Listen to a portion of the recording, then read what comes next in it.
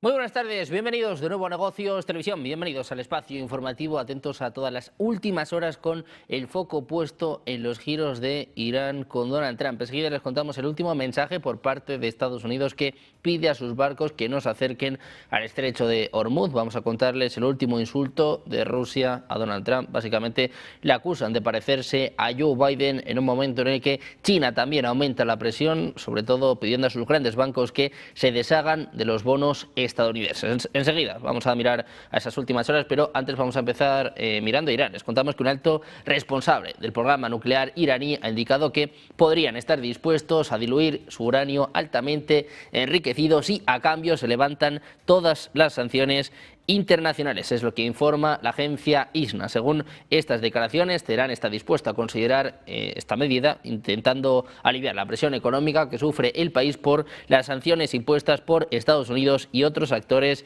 internacionales. Irán insiste en que enriquecer uranio es un derecho soberano y que no va a aceptar restricciones que limiten su programa nuclear. Esta propuesta apunta a una posible vía de negociación si se ofrece un levantamiento completo de sanciones. Hasta ahora Irán ha reiterado que no va a renunciar al enriquecimiento de uranio ni tampoco va a retirar el material enriquecido de su territorio.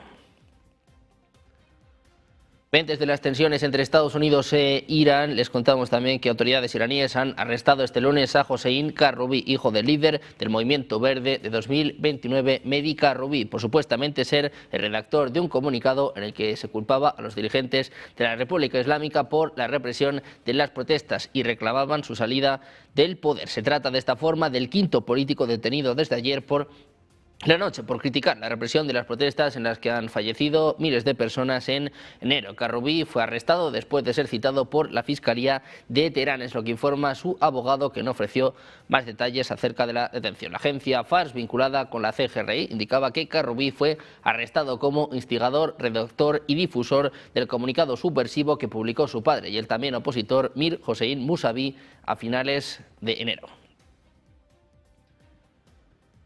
Y en medio de estas conversaciones, de estas tensiones entre Irán y Estados Unidos, vamos a mirar a las últimas declaraciones por parte de Donald Trump. Insiste en que todavía quieren negociar.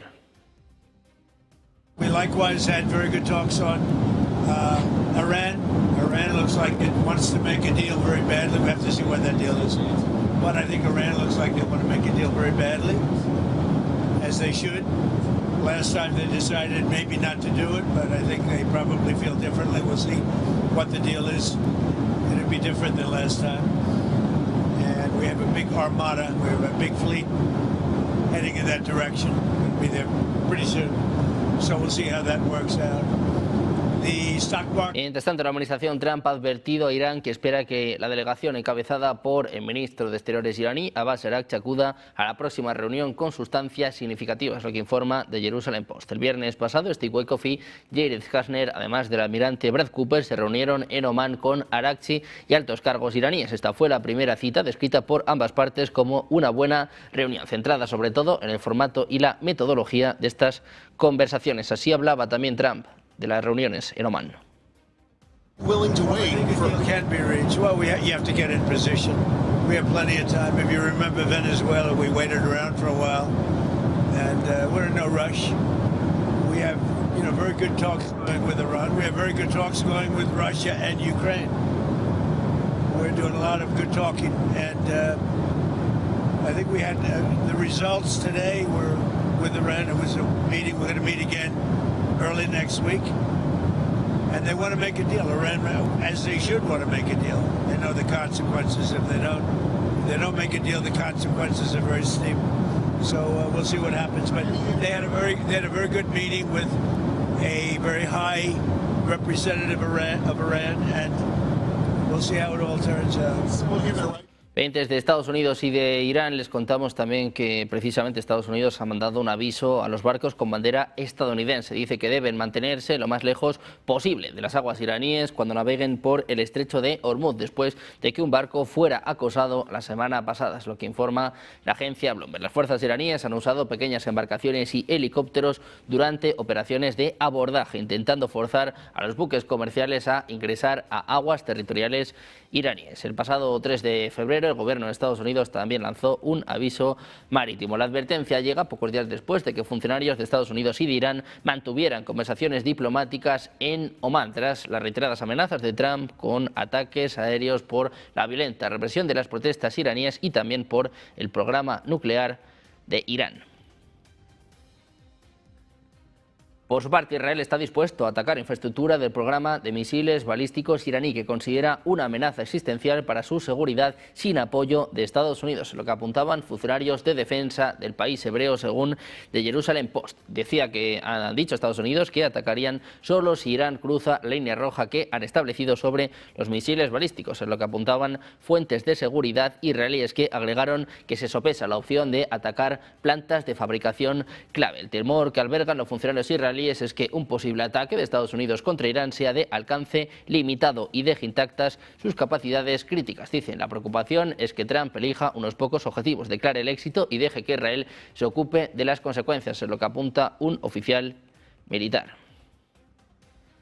Precisamente mirando a Estados Unidos, les contamos que fuerzas estadounidenses han abordado un tanquero después de una persecución del gato y el ratón desde el Caribe hasta el Océano Índico. Es lo que apunta el Pentágono, mientras Washington expande su alcance geográfico en una ofensiva en curso contra una flota fantasma global usada para exportar el crudo sancionado. El Aquila 2 partió de la terminal de José en Venezuela a principios de diciembre. Según los datos de seguimiento de la agencia Bloomberg, parecía tener como destino a China. El barco fue interceptado mientras se dirigía al estrecho de La Sonda, entre las islas indonesias de Java y Sumatra. Se trata del último barco vinculado a Venezuela que Estados Unidos ha tomado bajo su control desde diciembre y el más alejado de las aguas del Caribe, subrayando hasta dónde está dispuesto a llegar Washington para imponer su cuarentena energética en todo el mundo. Mientras tanto, Donald Trump ha criticado el espectáculo de medio tiempo de la Super Bowl como absolutamente terrible. Dice que es uno de los peores de la historia. El artista principal, el cantante puertorriqueño Bad Bunny, cantó completamente en español por primera vez en la historia del espectáculo. Trump decía que la actuación no tiene sentido y que es una afrenta a la grandeza de Estados Unidos y que no representa sus estándares de éxito, creatividad ni excelencia. Decía Trump, nadie entiende ni una palabra de lo que dice este tipo. Su espectáculo es una bofetada a nuestro país. Según los datos de la Oficina del Censo de Estados Unidos, cerca de 45 millones de personas hablan español en sus casas.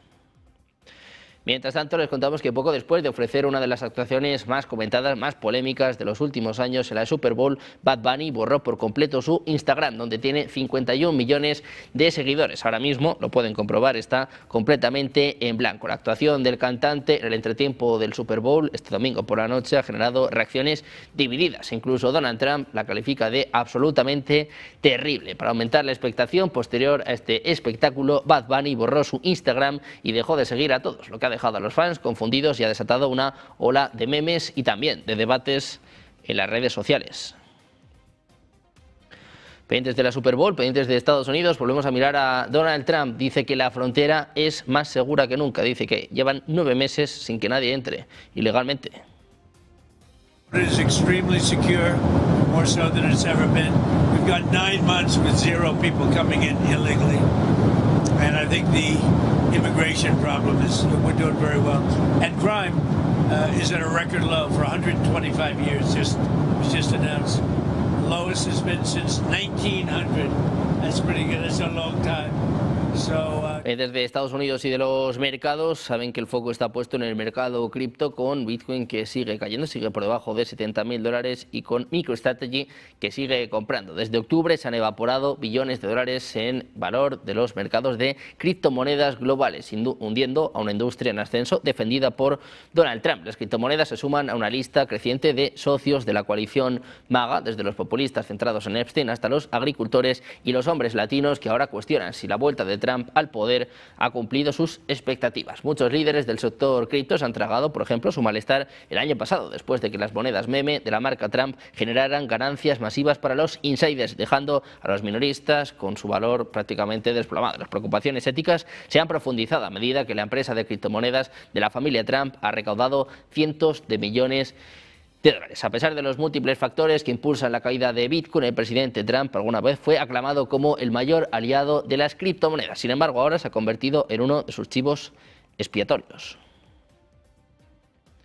Con el foco puesto en el mercado cripto, vamos a mirar también a Reino Unido. Vamos a contarles que Tim Allen, director de comunicaciones de Keir Starmer, ha renunciado después de 5 meses en su cargo. Su renuncia se ha producido un día después de que el jefe de gabinete del primer ministro, Morgan McSweeney, también dimitiera. Allen decía que ha decidido retirarse para permitir la creación de un nuevo equipo número 10. Decía, le deseo mucho éxito al primer ministro y a su equipo. Esta renuncia es otro golpe a la posición de Starmer en medio de una furiosa disputa sobre la decisión de nombrar a Peter Mandelson embajador en Washington a pesar de sus estrechos vínculos con Jeffrey Epstein. Les estamos hablando de este jaque, de este Starmer que está completamente acorralado. Escuchen las últimas declaraciones que llegan desde Escocia. Piden la dimisión inmediata de Starmer.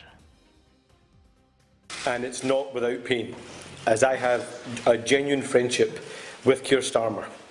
But my first priority and my first loyalty is to my country, Scotland.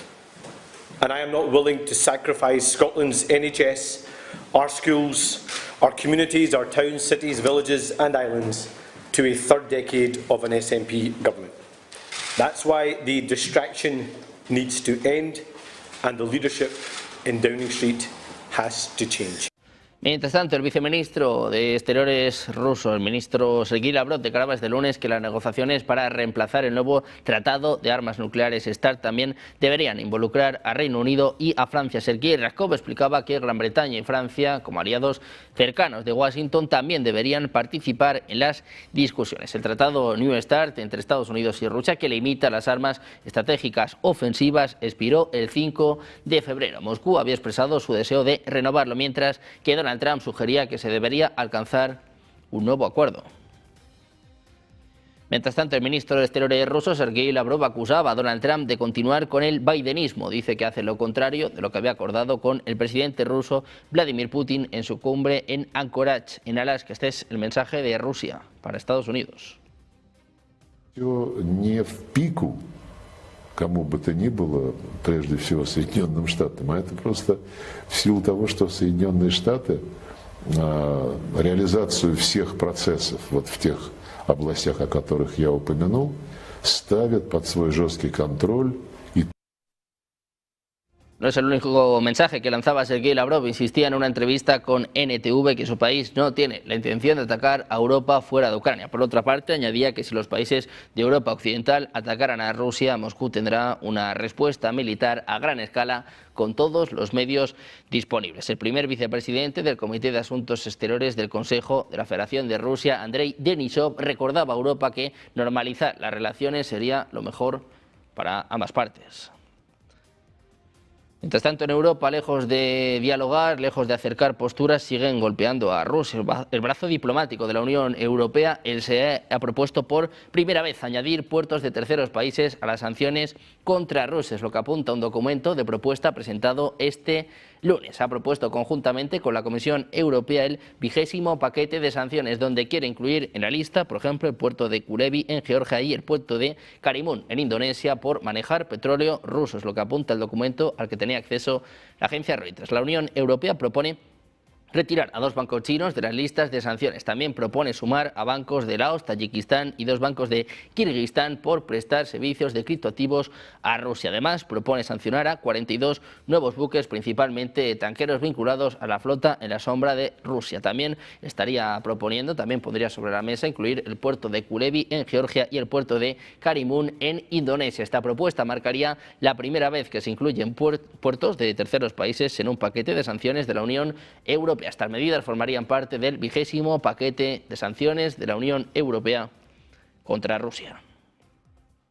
Precisamente la Unión Europea está preparando una serie de opciones para integrar la membresía de Ucrania en un futuro acuerdo de paz, es lo que apunta una última hora de la agencia Bloomberg. Las opciones que se están considerando incluyen brindar a Kiev desde el principio la protección que conlleva la adhesión a la Unión Europea, así como acceso inmediato a algunos derechos de la membresía. Al mismo tiempo, el bloque daría a Ucrania un cronograma claro de los pasos que debe seguir para avanzar con el procedimiento formal. Otras opciones sobre la mesa implicarían continuar con el actual camino de adhesión o introducir un periodo de transición y una membresía global a este proceso. Borrador del plan de paz de 20 puntos en el que Ucrania ha estado trabajando principalmente con Estados Unidos, prevé la adhesión a la Unión Europea en 2027, con Kiev recibiendo algunos de los beneficios de la membresía de forma interina. Zelensky ha declarado que su país aspira a unirse al bloque para ese año, ya que la membresía es una garantía de seguridad clave para Ucrania. Pendientes de Ucrania y de Rusia, con mensajes desde Alemania que hablan de un posible ataque ruso dentro de 2 o 3 años, con Macron que se desmarca del caso Epstein. Vamos a hacer una pequeña pausa, 2 minutos, y enseguida la información. Negocios Televisión.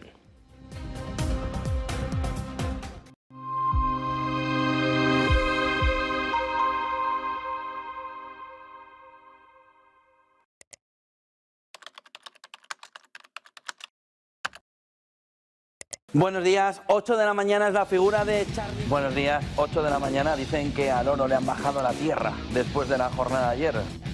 Seguimos en Negocios Televisión. Mañana continuamos en Negocios Televisión. Sean bienvenidos de nuevo a Negocios Televisión. Negocios Televisión. Sobre todo intentando ver lo que Europa está poniendo encima de la mesa en esos ejercicios militares.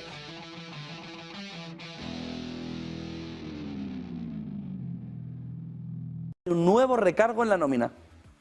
Desde 2026 todos los trabajadores van a aportar un 0,9% adicional a la seguridad social, 0,15 por trabajador, 0,75 de la empresa. No se preocupe que esto Hacienda está súper digitalizada, lo van a quitar directamente desde la seguridad social. Esto en España estamos hablando, ¿eh? No se preocupe que ahí la digitalización no es como cuando usted pide, oye, ¿y este recibo? Oye, ¿y esto? Ahí no, ahí, ahora, ahí, en la recaudación, esto es rapidísimo. Aquí lo van a trincar directamente, un 0,90% de la nómina, es decir, cerca del 1%, a pagar las pensiones. ¡Ay! Pero si no había ningún problema. No, si no lo hay, claro, lo va a pagar los de siempre. Reforzar la hucha de las pensiones, garantizar la sostenibilidad del sistema ante el envejecimiento poblacional. No pueden hacer una política de natalidad, no vaya a ser que les estalle la cabeza alrededor de cómo poner medidas encima de la mesa que resuelvan a medio y largo plazo el problema, que no quieran hacer una política de natalidad como Dios manda, pero la realidad es, y esto no puede ir acompañado por un sistema claro de apoyo a la natalidad, no parece ser. Miren la siguiente imagen, alrededor de la fotografía, un sueldo alto, más de 63.000 euros al año, deducción de 95 euros, sueldo medio, 28.000 dólares al año, deducción de 42, en fondo es muy poquito. Cotización sin derechos adicionales, es decir, el dinero que usted aporta para esto no aumenta la pensión futura, para que lo tengan en cuenta, solo financia el fondo de reserva. Esto no va para cotizar, esto va porque hay un agujero.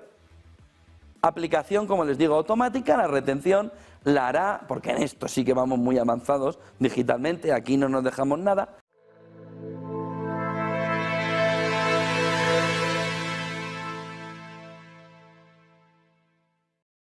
Seguimos en Negocios Televisión, seguimos atentos a las últimas horas, ahondando en la información que les contábamos hace apenas unos minutos. Les contábamos que Ghislaine Maxwell se apuntaba a la quinta enmienda, se acogía a la quinta enmienda para no declarar, y tenemos más información a este respecto. Oferta a Donald Trump, ofrece exculpar al presidente de Estados Unidos a cambio de inmunidad. La amiga y cómplice de Jeffrey Epstein se ha acogido a la quinta enmienda para no declarar ante el Congreso de Estados Unidos. Está en la cárcel acusada de tejer una red de tráfico de menores. Mientras las últimas revelaciones están golpeando los círculos de poder de medio mundo, les decíamos que Macron se desmarca, que Starmer está totalmente acorralado, mientras la expareja de Jeffrey Epstein ha comparecido este lunes por videoconferencia ante el Comité de Cumplimiento del Congreso de Estados Unidos. Maxwell había sido citada para intentar arrojar luz sobre las actividades de Jeffrey Epstein, que ha tenido desde luego muchos casos en los últimos meses. Sin embargo, la amiga y cómplice de Epstein, que está en la cárcel donde cumple 20 años de prisión, se acoge a la quinta enmienda para no declarar. Quiere de esta forma evitar responder a las preguntas de los miembros del comité. David Marcus ha explicado que ella estaría dispuesta a despejar las dudas que existen sobre las relaciones de Donald Trump y de Bill Clinton con Jeffrey Epstein si se le concede inmunidad. Dicen literalmente, solo ella puede ofrecer la versión completa. Puede que a algunos no les guste lo que escuchan, pero la verdad importa. Por ejemplo, tanto Trump como Clinton son inocentes de cualquier delito. Solo la señora Maxwell puede explicar por qué, y el público tiene derecho a esa explicación. Mientras se intenta mantener el silencio, Maxwell dice que se sabrá la verdad si Trump le concede el indulto. Pendientes de esta última hora de este escándalo en Estados Unidos que está sacudiendo a todo el mundo, que también está afectando, por ejemplo, a Reino Unido, mientras nosotros vamos a hablar de Alemania. Les contamos que se está preparando para la opción de que Rusia ataque a la OTAN en los próximos 2 o 3 años. Gerald Funke, el jefe del Comando de Apoyo de las Fuerzas Armadas de Alemania, abordaba esta opción en una entrevista con el diario The Times. Funke comenta que en el peor de los casos, entre Rusia y la OTAN, el principal problema sería la logística. Decía, es importante para nosotros mantener a Alemania como centro logístico y gestionar las líneas de suministro durante el mayor tiempo posible sin interrupciones, de modo que si una ruta falla podamos usar alternativas. Otro de los problemas que podrían surgir serían las bajas masivas, ya que el sistema médico militar alemán se vería rápidamente desbordado. La Bundeswehr opera 5 hospitales militares con una capacidad combinada de unas 1.800 camas, una cifra que se cubriría muy rápido en caso de un conflicto de gran magnitud.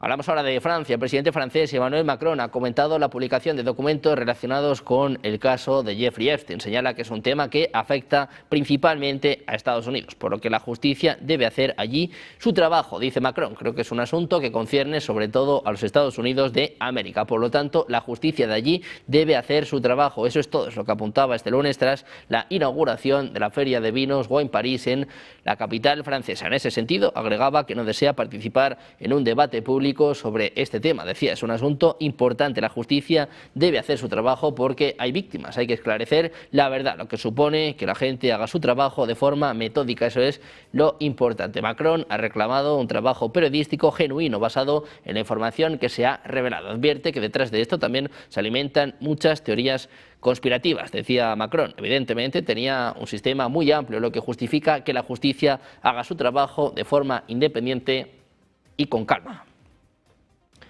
Hablamos también de China para contarles que el magnate de los medios de comunicación de Hong Kong, Jimmy Lai, fue sentenciado a 20 años de prisión durante su juicio por seguridad nacional este lunes, lo que ha provocado una rápida condena de los legisladores de Estados Unidos y de varios gobiernos extranjeros. Lai, ciudadano británico, es el fundador del periódico Apple Daily, ahora clausurado, que publicó artículos críticos contra el gobierno del Partido Comunista Chino y sus líderes designados en Hong Kong. Lai fue una de las primeras figuras destacadas arrestadas bajo la Ley de Seguridad Nacional de 2020 impuesta por China en respuesta a las protestas que azotaron la región administrativa especial durante meses. Lai fue sentenciado por 3 cargos relacionados con poner en peligro la seguridad nacional por el Tribunal de Primera Instancia de Hong Kong. Es la condena más larga hasta la fecha bajo la Ley de Seguridad Nacional de Hong Kong y en la práctica es cadena perpetua para el hombre de 78 años. Donald Trump ha declarado que le pidió a su homólogo chino Xi Jinping que considerara la liberación de Lai, citando informes sobre su mal estado de salud. 8 coacusados, incluidos 6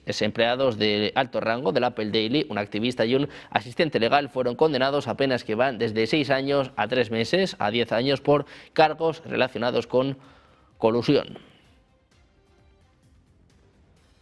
Mirando a China, también les contamos que los reguladores han aconsejado a las instituciones financieras que limiten sus tenencias de bonos del Tesoro estadounidense, citando preocupaciones sobre riesgos de concentración y volatilidad del mercado. Es lo que apunta una información de la agencia Bloomberg. Los funcionarios instaban a los bancos a limitar las compras de bonos del gobierno de Estados Unidos, instruyendo a aquellos con esta alta exposición a reducir sus posiciones. En concreto, decía que la directiva no se aplica a las tenencias estatales chinas de bonos del Tesoro estadounidense. Comunicada verbalmente a alguno de los bancos más grandes del país en las últimas semanas, la orientación refleja la creciente cautela de los funcionarios ante la opción de que grandes tenencias de deuda pública de Estados Unidos expongan a los bancos a fluctuaciones bruscas. Estas preocupaciones se asemejan a las expresadas por gobiernos y gestores de fondos de otros países en medio de un creciente debate sobre la condición de refugio seguro de la deuda de Estados Unidos y del atractivo del dólar. También miramos a más temas, miramos a la primera ministra japonesa, Sanae Takaichi, que arrasaba en las urnas en las elecciones de este domingo. Aseguraba 2/3 de la Cámara Baja del Parlamento en las elecciones anticipadas. La cadena pública de televisión ha indicado que el Partido Liberal Democrático y su socio de gobierno aseguraban al menos 316 de los 465 escaños en liza en la Cámara Baja, la más importante de los 2 que conforman el Parlamento. Takaichi superaría así en solitario la mayoría absoluta de 233 verdes que marcaba como objetivo. También la amplia mayoría de la coalición gobernante le va a permitir aprobar proyectos de ley rechazados en la Cámara Alta, donde ambos partidos están en minoría.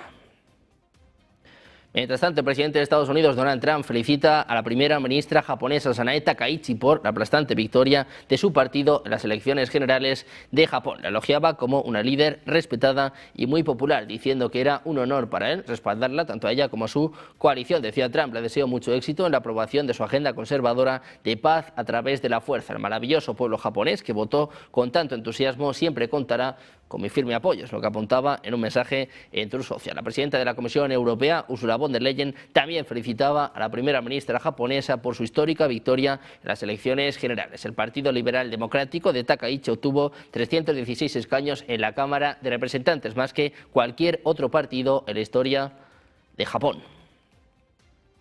Pendientes de Japón, mirando esta victoria histórica por parte de Takaichi en un momento en el que el foco está puesto también en Cuba, que va a suspender el abastecimiento de combustible de sus aviones durante al menos un mes, es lo que apuntaba un funcionario anónimo de Aerolíneas Europeas. La medida va a entrar en vigor presuntamente a la medianoche de este martes. Air France informaba al medio que planea transportar combustible a otros lugares del Caribe. Cuba enfrenta escasez después de que Donald Trump impusiera aranceles a los países que le suministraban petróleo y cortara las exportaciones de energía de Venezuela.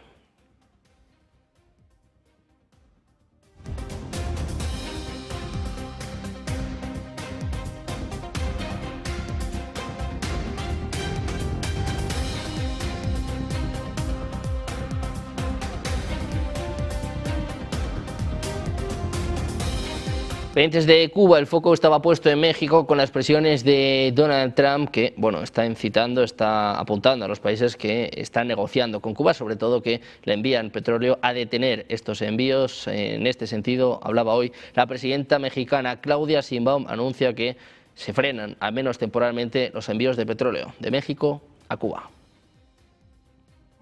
Está detenido en este momento y estamos buscando evitar afectaciones a México y que de manera diplomática, como siempre, encontremos la mejor vía para que Cuba reciba el combustible. También pendientes de la actualidad nacional, les contamos que Vox plantea su postura de partida de cara a la negociación con el PP en Aragón. Lo dejaban muy claro, decían, nosotros queremos gobernar, es lo que apuntaba este lunes el portavoz nacional José Antonio Fuster, preguntado por si existe la opción de que su partido apoye desde fuera un ejecutivo popular liderado por Azcón. Los de Santiago Abascal afrontan la negociación con el mismo planteamiento que expusieron en Extremadura. Aspiran a formar parte del gobierno y además hacerlo con un peso proporcional al resultado histórico que han obtenido, como saben, duplicando los escaños. Fuster ha reconocido que gobernar es algo que no depende de ellos. El portavoz de Vox se ha dirigido al líder del PP para pedir paso en el Ejecutivo. Dice que depende de Azcón entender cuál ha sido el mandato de las urnas y entender que Vox está aquí para gobernar. Escuchen las condiciones de Vox para el Partido Popular en Aragón. Si el señor Azcón, que ha ganado de aquella manera las elecciones, no las ha vencido, vencedor sabemos quién es, que ha ganado las elecciones, pues entiende que el mandato de los aragoneses es sentarse y hablar y acordar rápido, como se hizo en Valencia en su momento. No hace falta esperar absolutamente nada. ¿Qué pedimos nosotros? Lo mismo que pedimos en todas partes. Si es que somos muy cansinos, y ustedes lo saben, todos ustedes podrían ser portavoces nacionales de Vox, subir aquí, porque lo han oído tantas veces, denuncia del Pacto Verde. Denuncia de la inmigración ilegal desordenada, combate contra la inmigración ilegal desordenada, industria, más industria, cero adoctrinamiento en las aulas. Bueno, pues pendientes de Aragón, de esta victoria mínima, pírrica del Partido Popular y de las condiciones que ya le están planeando, ya le están planteando para entrar en el Ejecutivo. Nosotros vamos a pasar enseguida de la actualidad nacional a la actualidad internacional, pendientes de la geopolítica y pendientes también en los próximos minutos del discurso de Christine Lagarde, la presidenta del Banco Central Europeo, a punto de hablar en medio de estas tensiones con Estados Unidos. Vamos a hacer, una pausa, 2 minutos y enseguida la información, los expertos, Negocios Televisión.